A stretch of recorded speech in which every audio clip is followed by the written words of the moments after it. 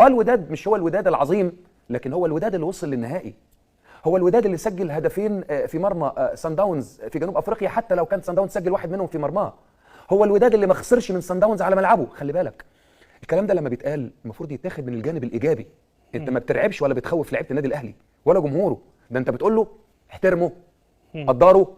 وبعدين يا اخي ما ده اللي كسبك في البطوله اللي فاتت. انت مش هنتكلم على فريق من 7-8 سنين حتى لو المدرب متغير ولسه جاي جديد، لكن في النهايه برضو هو الوداد اقوى داخل الملعب ام خارج الملعب؟ طبعا داخل الملعب. داخل طبعا فريق عنده امكانيات كويسه وعنده نص ملعب في خبره لعيب متزن جبران في بنسبه كبيره. الولد سامبو المهاجم بتاعهم كويس ومقلق جدا.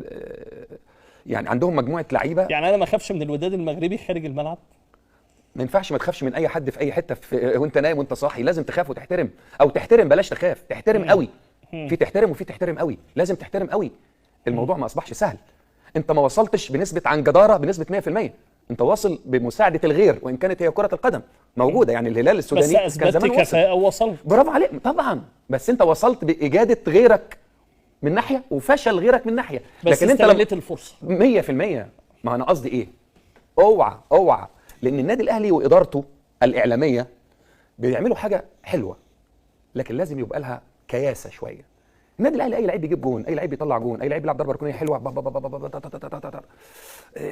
ايوه، بس خش في الواقع مش هتلاقي الكواليتي ده بالشكل ده. النادي الاهلي عنده مشاكل في كواليتي اللاعبين، الكل متفق عليها، حتى وان كانوا الفتره الاخيره ماشيين كويس ما بيخسروش.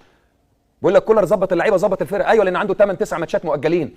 لو كان بيلعبهم كان زيه زي موسيماني، زيه زي فريرا، واللعيبه استهلكت، واللعيبه انت بقالك 7-8 ماتشات ما بتلعبش، ما انت مرتاح، خد راحتك.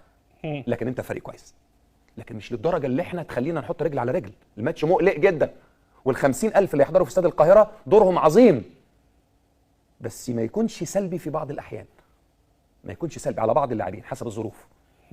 انا بحب دايما علي معلول يتعمل له سبورت كويس، تعمل له بلوك كويس، تعمل له حمايه كويسه من حد قدامه، او الاستوبر اللي ناحيه الشمال يجي ناحيته شويه، وده هيعمل ترحيل.